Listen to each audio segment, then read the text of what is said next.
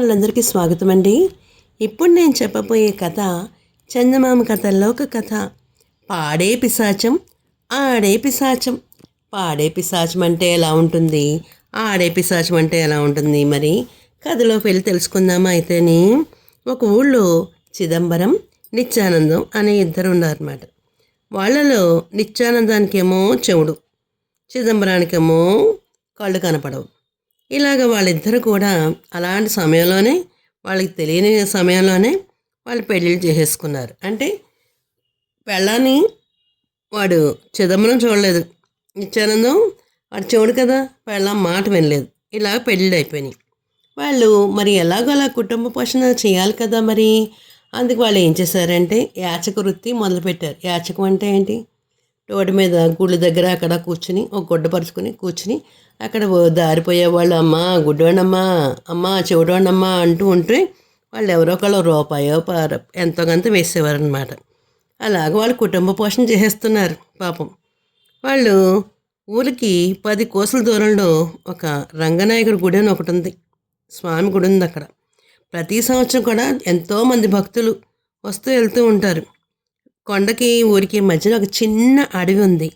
ఆ అడవిలో దాటి చిదంబరము, నిత్యానందము కొండ మీదకి వెళ్ళి 4 రోజులుండి ఒక 100 రూపాయలు చెరుకు వంద సంపాదించి తిరిగి వస్తూ ఉంటారు. గుడి దగ్గర కూర్చునేవారు. గుడ్డపచ్చి కూర్చుంటే వాళ్ళు ఎవరొకళ్ళు వేస్తారు కదా. మరి ఆ 7 కూడా వీళ్ళిద్దరు ప్రతి సంవత్సరం కూడా వీళ్ళు ఎలా వెళ్తున్నారు అక్కడికి. ఆ 7 కూడా వాళ్ళ తిరునాళ్ళలో చెరుకు వంద సంపాదించుకొని ఊరికి తిరిగి ప్రయాణం అయిపోయారు. అయితే అక్కడ బాగా చీకటి పడింది. చీకటి చిట్టడవిలో ప్రయాణం వాళ్ళకి కుదరలేదు. ఎందుకంటే చీకట్లో పాములు ఉంటాయేమో, పుల్లు ఉంటాయేమో, సింహాలు ఉంటాయేమో, ఏముంటాయో తెలియదు. కటిక చీకటి. ఒకడికి ఎలాగో గుడ్డోడే, వాడికి ఎలాగో కళ్ళు కనపడవు, ఇంకోటి చెమటోడు, వాడికి ఏం వినపడదు. అయితే మళ్ళీ వాళ్ళు అనుకుంటున్నారు, వరే చిదంబరమా, మన కథ ముందుగా బయలుదేరితే బాగుండేది కదరా, దారిలో పాములో పుట్టరు ఉంటాయి కదా, అర్ధరాత్రికైనా అడవి దాటకపోతే చాలా సిక్కుల్లో పడిపోతాము అన్నాడు నిత్యానందం. చుట్టూ ఉన్న కటికి చీకటి భయంగా చూస్తూ చిదంబరం అవునన్నట్టు తలూపి నిత్యానందం చేయి పట్టుకున్నాడు. ఇద్దరు గబా గబా గబా నడిచేస్తున్నారు. కొంత దూరం పోయాక హఠాత్తుగా ఒక చోట పెద్ద కోలాహలం రేగింది. చిదంబరం నిత్యానందం చేతికి మరింత గట్టిగా పట్టుకుని ఏంట్రా గొడవ అని అడిగాడు. అడిగితే ఆ సరికి నిత్యానందానికి కళ్ళు కనబడగానే చెవులు వినపడతాయి కదా. ఆ కోలాహలానికి కారణం ఏంటి, పిశాచాలను చూసి నిలువుగా వణికిపోయినాడు. ఎవడు చెవులు లేనోడు, చెవిటోడు చూసి కంగారు పడ్డాడు. ఒక మగ పిశాచి గొంతెత్తి భీకరంగా పాడుతుంటే ఒక ఆడపిశాచి దాన్ని తగ్గట్టుగా అడుగులు వేస్తూ అడవులు అదిరిపోయేలా డ్యాన్స్ చేస్తుంది.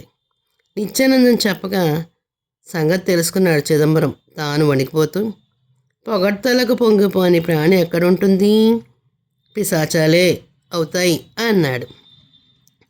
ఆ తర్వాత అతను గట్టిగా చప్పట్లు పరిచి అద్భుతమైన పాట, కొబ్బరి నీళ్లలో కలకండ కలిపి తాగినట్టుగా ఉంది అన్నాడు. ఆ పొగడ్తకు మగపిశాచి పొంగిపోయింది. నిత్యానందం తాను చప్పట్లు తెరిచి అమోఘమైన నాట్యం, నెమలకైనా నెరవడం అసాధ్యం అనిపించేలా ఉంది అన్నాడు. ఆడపిశాచి ఆ పొగడ్తలకు ఆనందం కలిగింది. అయితే తన పాటను నిత్యానందం మెచ్చుకోనందుకు కోపం కూడా వచ్చింది మగపిశాచానికి. తన ఆటను చిదంబరము పొగిడినందుకు ఆడపిశాచం ఉడుక్కుంది. అది చిదంబరాన్ని ఈయన పాట తప్ప నా ఆటను ఆకర్షించలేదా అని అడిగింది.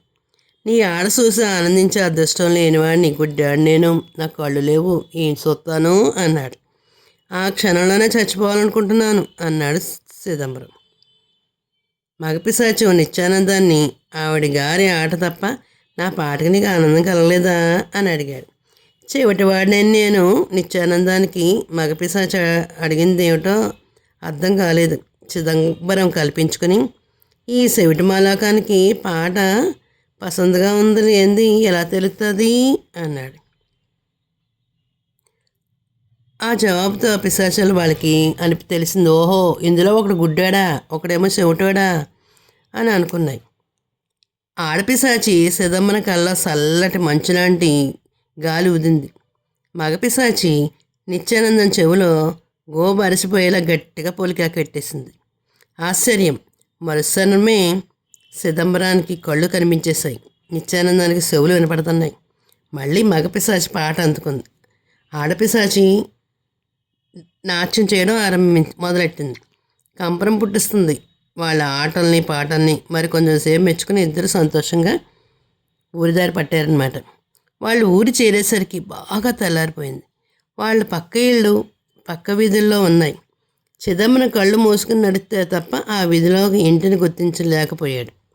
ఎందుకంటే వాడు కళ్ళేనాడు కదా, మరి అడుగుల మీద అడుగులు వేసుకుంటూ నడకలో చేసుకుంటూ వెళ్ళేవాడు.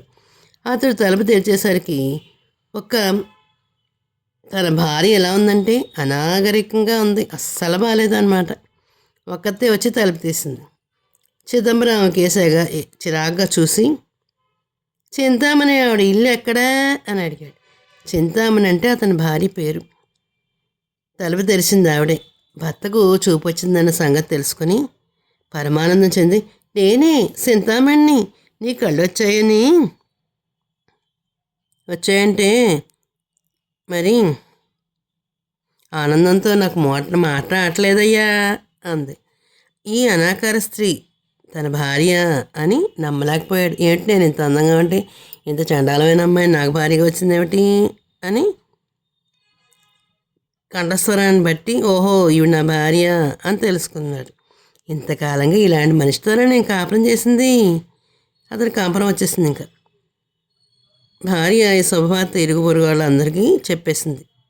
ఇక నిత్యానందము తన ఇల్లు చేరి 1-2 సార్లు తలుపు కొట్టాడు. వత్తన్నా అని మాట మొగాడిలాగా మాట్లాడి వినిపించింది.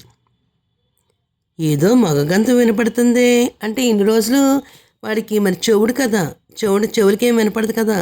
చెవుల్లోని తుప్పంతా వదిలిపోయేసరికి పెళ్ళం మగగంతులో మాట్లాడుతుందని దానికి అర్థమైపోయింది.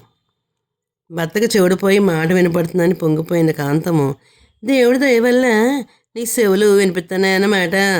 నా గొంతు తీరే అంతా నేను మగాళ్ళగా మాట్లాడతాను, నా గొంతు ఇలాగే ఉంటుంది అంది. ఆ కంఠస్వరం భరించలేక నిత్యానందము, అలాగా అయితే అది తరచూ వినడం జరిగితే నాకు మళ్ళీ చూడొచ్చేస్తుందేమో, ఇక నా ముందు ఎప్పుడు పెదవెప్పకే జాగ్రత్త అన్నాడు. అతడి భార్యని గుడ్లు నీరెక్కుకుంటూ లోపలికి వెళ్ళిపోయింది. కళ్ళంట బాధ పెట్టుకుంది. ఏంటి ఇన్ని రోజులకి నా భర్త వినపడడం, చెవులు వినపడుతుంటే మాట్లాడుతుంటాడేటి, మా గొంతుకైతే మాత్రం మనిషిని కానీ నా గొంతు ఇలాగే ఎడుతుంది, మరి ఏం చేయను అనుకుని ఏడ్చుకుంటూ వెళ్ళిపోయింది. ఆ రాత్రి అడవిదారి పట్టి పోతున్న నిత్యానందాన్ని దారిలో చిదంబరం కలుసుకున్నాడు. ఇద్దరు ఒకరి కష్టాలు ఒకటి చెప్పుకున్నారు. పిశాచాలి వాళ్ళ కష్టాన్ని తొలగిస్తాయి అనుకున్నారు. వాళ్ళు మళ్ళీ వెనక్కి వెళ్ళి ఈసారి ఆడపిశాచి పాడుతుంది, మగ పిశాచమ్మ ఆడుతుంది. వాళ్ళని చూస్తూనే అవి ఆటపాట కనిపెట్టి మళ్ళీ వచ్చారేమి, సంగతి ఏంటి, ఏం జరిగినదేటి అని అడిగాయి. నా భార్య పరమకురూపి, నేను కాపురం చేయలేను.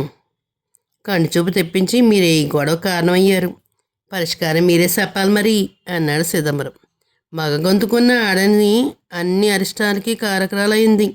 నా భార్య గొంతు భరించలేకపోతున్నా, అది మగాడిలా మాట్లాడుతుంది, నేనెక్కడినేది ఆ గోలంతా అన్నది. పిశాచాలు తెల్లబోయాయి, ఒకరి ముఖాలో చూసుకున్నాయి. ఎన్నాళ్ళు వాళ్ళు మిమ్మల్ని ప్రేమగా చూసుకుంటున్నారు కదా అని అడిగి, అవును ఇప్పుడు అలాగే చూసుకుంటున్నారు, ఏటొచ్చి వాళ్ళ రూపం కంఠస్వరాలే చిరాగ్గా ఉన్నాయి అన్నాడు చిదంబరం. నిత్యానందం, ఇంతవరకు మీకున్న లోపాలను వాళ్ళు ఏమీ పట్టించుకోకుండా ఎంతో బాగా చూసినారు. వాళ్ళు మనుషులకి ఎంతో మంచివో ఆలోచించి చూడండి మరి అంది మగ పిశాచం. ఆ మాట నిజమే, ఇద్దరూ చెప్పుకోలేకపోయారు. ఇంకా అప్పుడు మగ పిశాచం ఉంది, శారీరకంగా ఉండే లోపాలు సర్దుకోలేని అని అవి ఉన్నవారికి అసహించుకోవడము క్షమించడానికి నేరం. జీవితం అంతా కలిసి ఉండవలసిన భార్యాభర్తల మధ్య ఉండవలసింది ప్రేమ, ఒకరిపై ఒకరికి ఆదరణ. మీరు మీ భార్యల అందచందాలను కాదు, వాళ్ళ గుణగణాలను గౌరవించడం నేర్చుకోండి అంది. అయితే ఆ మాటలతో నిత్యానందానికి ఆ క్షణంలోనే చెముడిపోయినట్టు అనిపించింది. చిదంబరం అప్పుడే తన గుడ్డితనం పోయినవాడిలాగా పిశాచాలకేసి ఆప్యాయంగా చూశాడు. ఇద్దరు పిశాచాలు వంగి నమస్కరించారు. మాకు సరైన బుద్ధి చెప్పినందుకు బతికున్నంతకాలం మీ కృతజ్ఞతలు అని అప్పటికప్పుడే వాళ్ళు ఇంటిదారి పెట్టారు. ఇన్నాళ్ళు కూడా వాళ్ళకి కళ్ళు లేకపోయినా వాళ్ళెంతో చక్కగా ఆదరించారు మరి భార్యలు. అలాంటి సమయంలో వాళ్ళని కాదు అంటే ఏం చేస్తారు మరి? కథలో నీతి చూసారా మరి? వాళ్ళకి కంటి చూపించేసరికి వాళ్ళ లోపాలు తెలిసాయి, కానీ అది ఎంతవరకు సమంజసం మరి? వాళ్ళ కళ్ళు లేకపోయినా వాళ్ళని ఎంతో చక్కగా ఆదరించి అన్ని రకాలుగా చేశారా కదా మరి.